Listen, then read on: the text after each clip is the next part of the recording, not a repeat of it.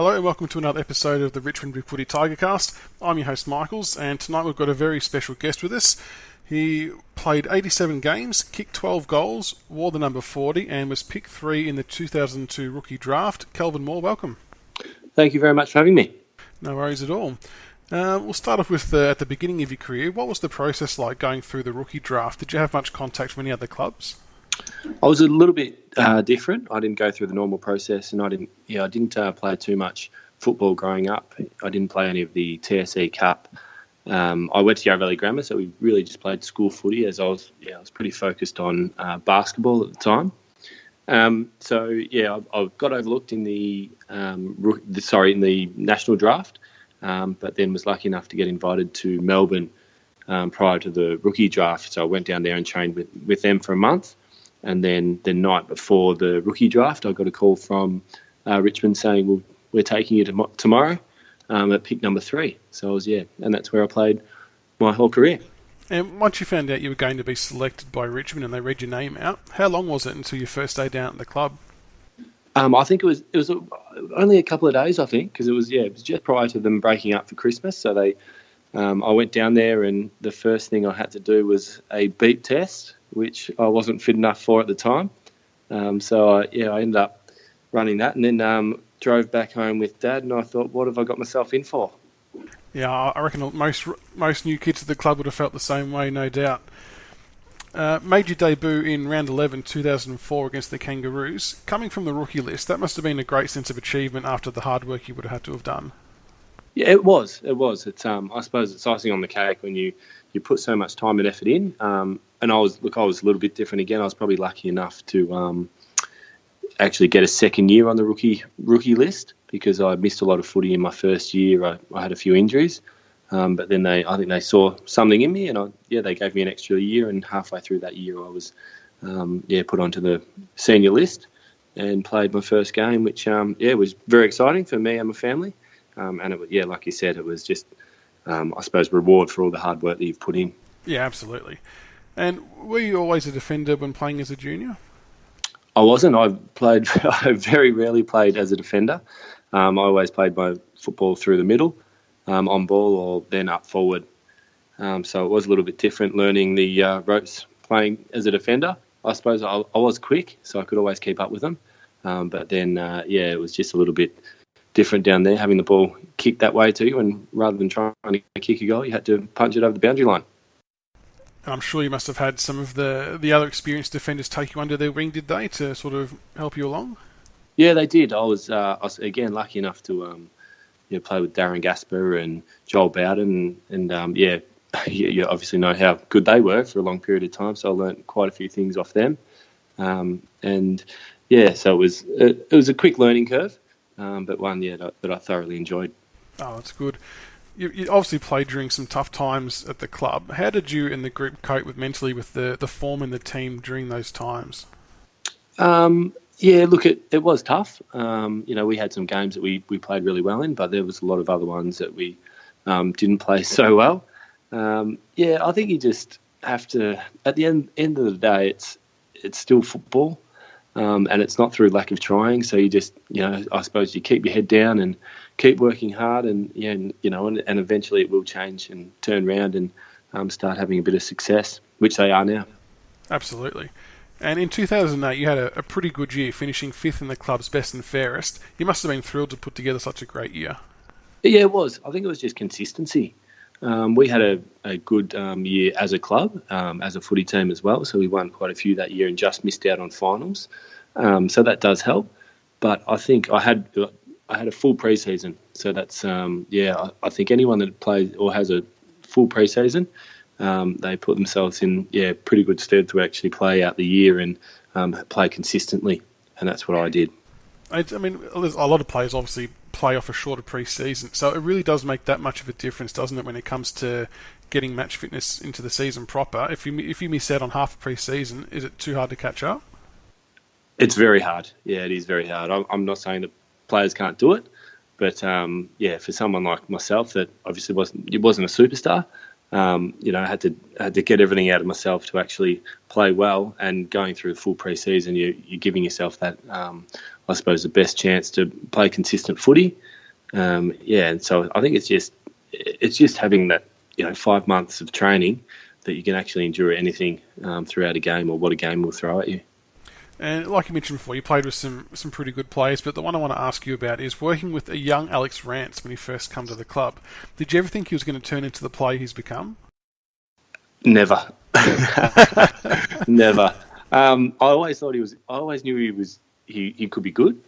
But when he came down, we actually did a lot of work with him when he was a young guy. He was always fit and, very good looking man. And he was, when he took his shirt off, he was one of those guys that was blessed that he just had muscles coming out of everywhere. So you always knew he was a good athlete, but he just he was a bull at a gate. Everything he did was just 110%. So he, and that, I think that reflected when he played, that he'd make a few mistakes and he would just rush. But now he's got a lot more composure. And to see him playing the way he is, it's staggering, and I can see him getting better. Oh, really? Yeah, I really can. Like he's a superstar. He is. He might just find himself venturing forward a little bit more now after he kicked that goal against Fremantle as well. Let's not get carried away.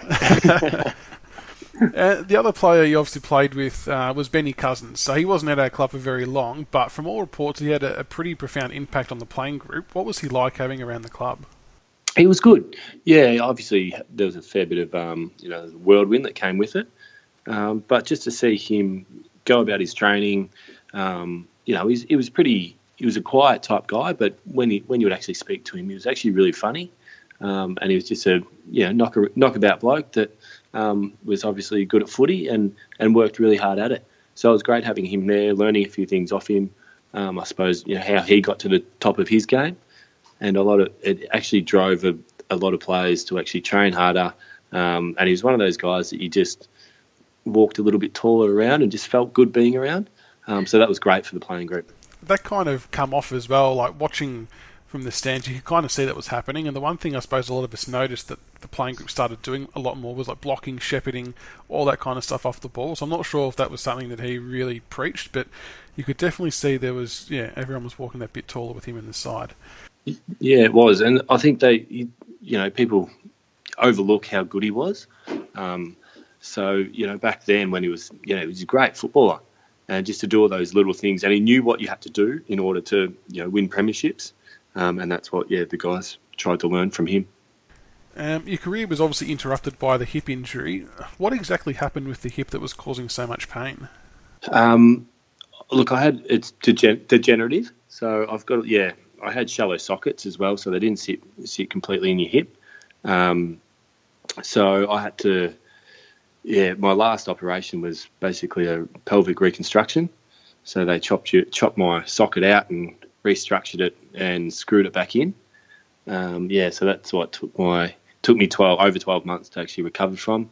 So it was basically like having a pelvic reconstruction or a car crash. That's what they kind of described it as. Wow. So it took a lot of recovery and a lot of time and patience, but got there eventually.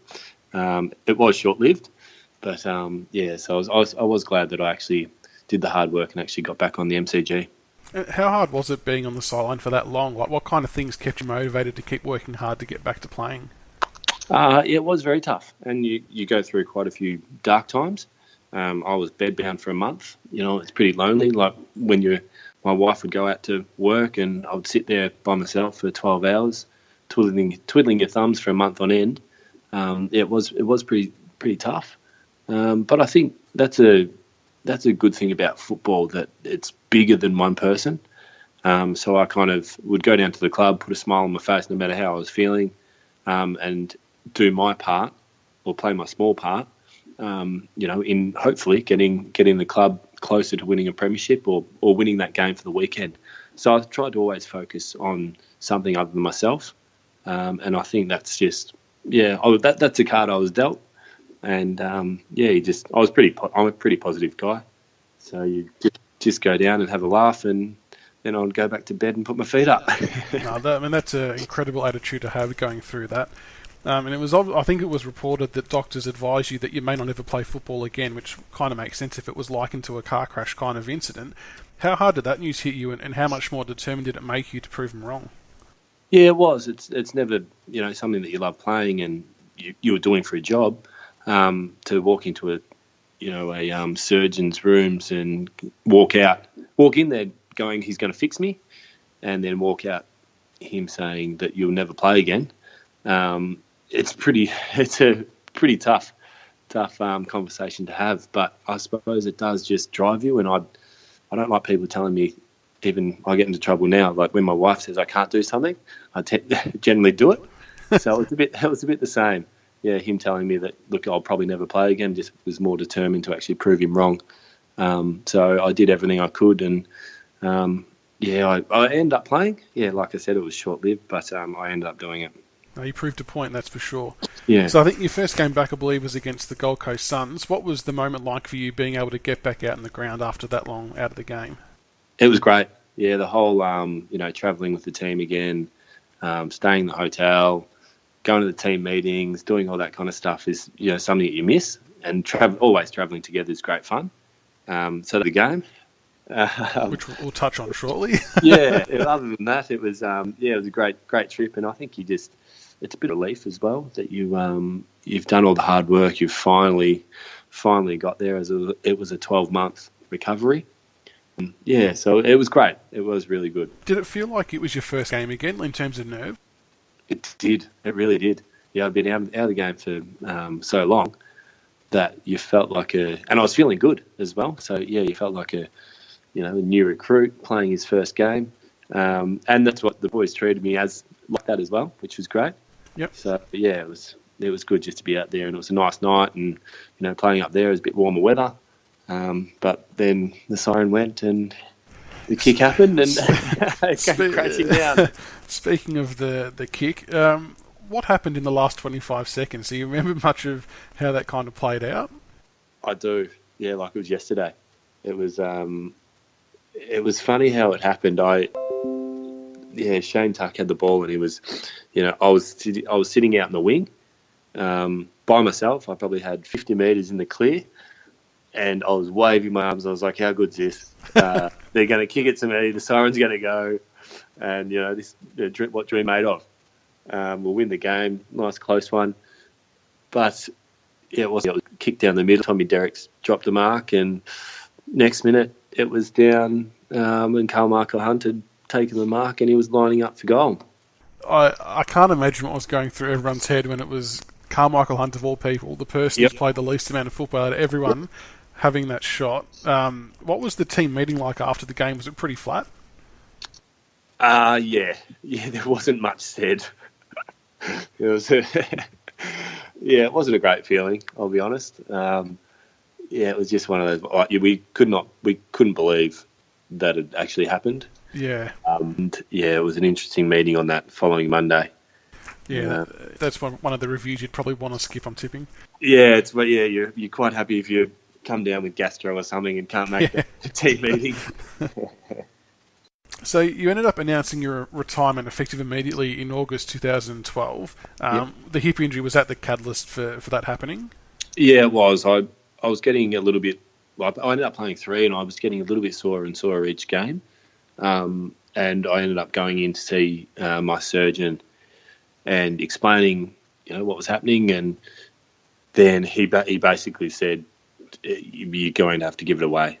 My hips were pretty bad, and at the time, it is pretty tough to take. But when you can't, it's so hard AFL, and if you can't do everything you can to play or train at that top level, it makes it very hard to compete. On the middle of MCG. Running around with someone that is 100% fit when you know yourself that you're probably 60%, and it didn't sit well with me. I thought about trying to fool the doctors and saying, "Yep, no, I feel good," just to get out another 13 games so I could get 100. But that didn't sit well with me. I thought I can't be taking up someone else's spot. that might go on, or it might be an Alex Rance that goes on and plays 200, 300 games.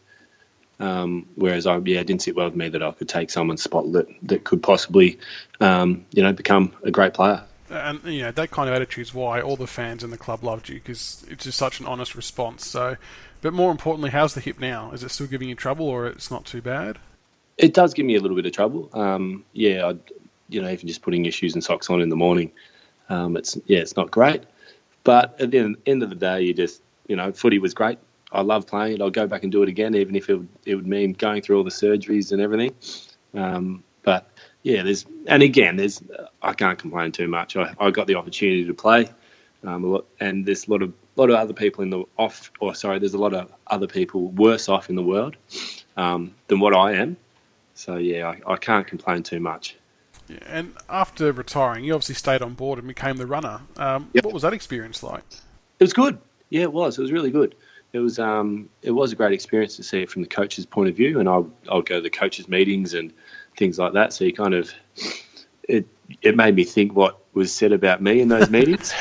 But it was even just being down on the bench and working with the players. Although it was probably the closest I could be without being out there and getting a kick myself. Was the closest I could be, or I suppose the next best thing rather than playing. So it was a great experience. Did instinct ever take over at all? Were you almost thought to go and mark the ball or grab it or tackle someone? There was a few times that I would just find myself filling a hole, or you'd just feel, you'd have to tell yourself, no, get off, like run off, you're not playing. So it was, it was interesting. So or you just stand out there and start watching the game. Yeah, and just get absorbed in what's happening. Yeah, exactly. Did you find it was much of an advantage for you having good existing relationships with the players when it came to delivering messages? Yeah, I thought it was, and I think the players thought that too, because it was you still know the game plan. I was only 6 months out of the game at that stage, so you still know exactly what's going on. You've got good relationships with the players, so you can become another coach essentially out there, and I think that worked well.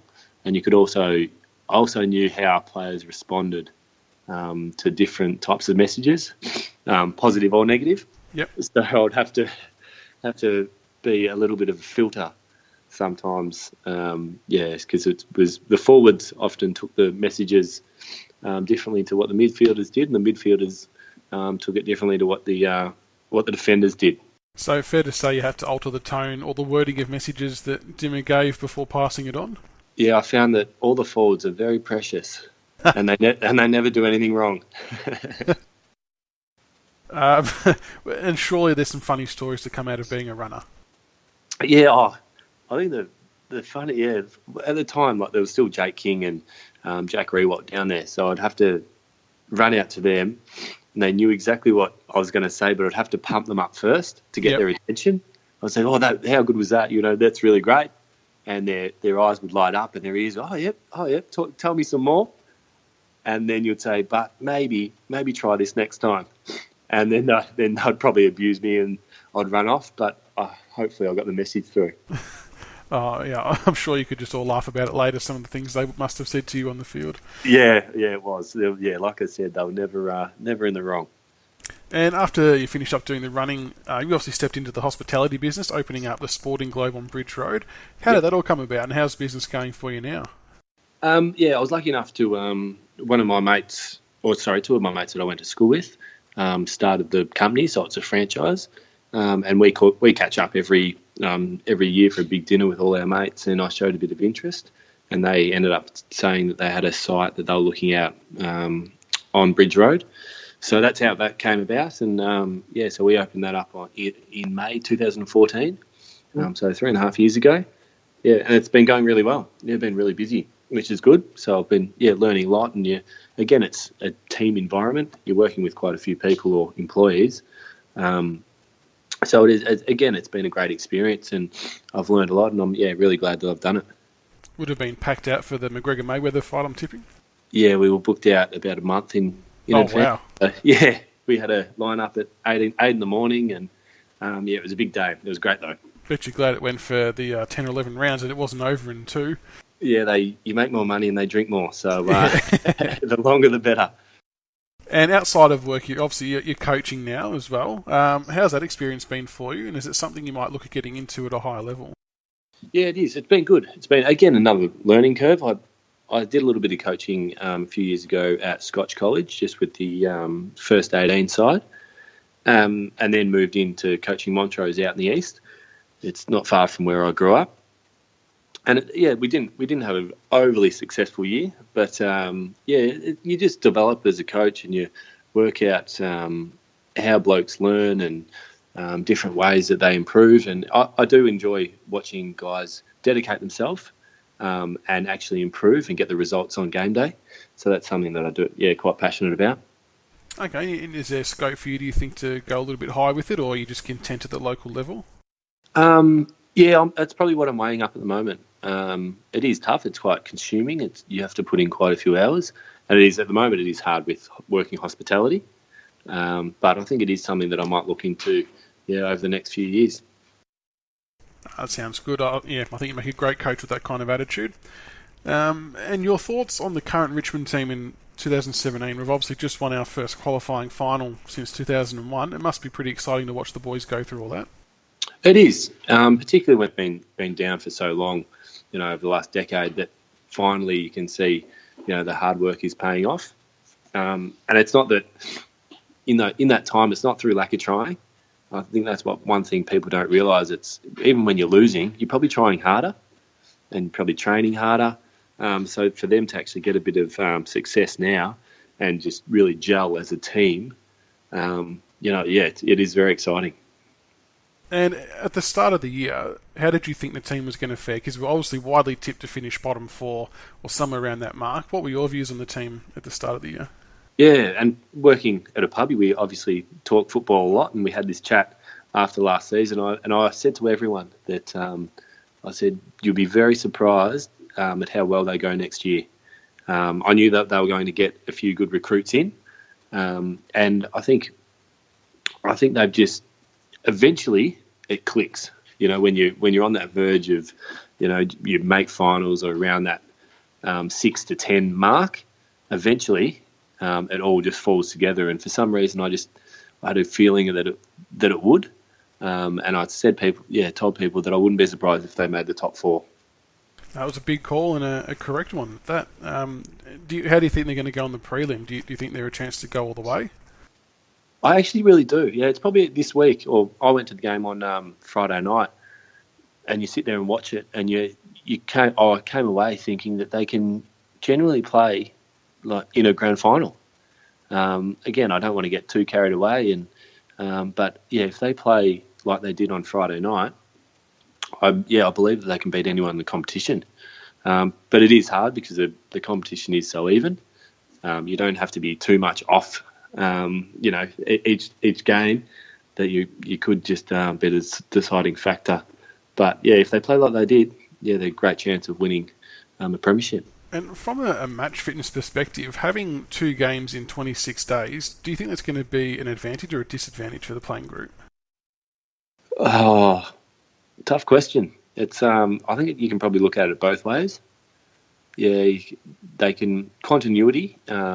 Playing games is always great, but it's But then you think they will go in feeling really fresh. So hopefully they do, and hopefully they still train, and I'm sure they will train hard on the track. So they're still getting that fitness and still getting that match-like scenario. I suppose that's the beauty of the GPS tracking these days, is they can still monitor the numbers on the track and make sure they're hitting whatever targets they need to hit. Because I kind of felt like at 3/4 time that the message may have been, you get over the line, you've got another week off, so just have a fair dinkum crack and you can recover all you want. Yeah, it is, and it's a real science these days. That everything's monitored, and with all the GPS units, they know exactly how hard people are working. So they do monitor that very closely. So I'm sure they've looked at all that, and they'll actually work as hard as they need to on the track to simulate a game. But having said that, they'll still come in feeling pretty fresh next weekend. I'm looking forward to it. And before we let you go, we just had a question from one of the posters on the board. The username's Kiwi Tiger, and his question for you was, what are the challenges in running a pub facility, and what did you learn from football that you now apply in running a Sporting Globe business? Yeah, I think it's like I said before, it's just a real team environment. And I think that same with game day, playing out in the MCG, if everyone is pitching in and doing their bit, everything runs smoothly. But it's as soon as someone starts slacking off and not playing their role, or not, in the pub game now, it's, not looking after your section or something like that things spiral out of control. But I think you still need to enjoy what you do. And that's what I try and do with my staff. So we'll go out for a few staff drinks and that after, if we've had, a big weekend, just to reward your staff, because at the end of the day, they'll enjoy working there. They'll turn up with a smile on their face. Our customers will have, a better time, and that's what we're all about. I think that's a brilliant philosophy, and it's if only more workplaces had that same attitude, we'd have a lot more happy people in workplaces. Yeah, that's true. All right, well, thank you so much for coming on, Kelvin. Really appreciate your time, and good luck with the Sporting Globe business, and hopefully we can see you in the coaching ranks soon down at Richmond at some stage, potentially. Fantastic. Yeah, pleasure. Thanks very much for having me. No worries, mate. Thank you for listening to another episode of the Richmond BigFooty Tigercast. Be sure to subscribe to the podcast on iTunes and YouTube so you can follow all the roast and toast, the reviews and previews, and all topics Richmond. Also keep an ear out for our special episodes of interviews with past players. Go Tigers.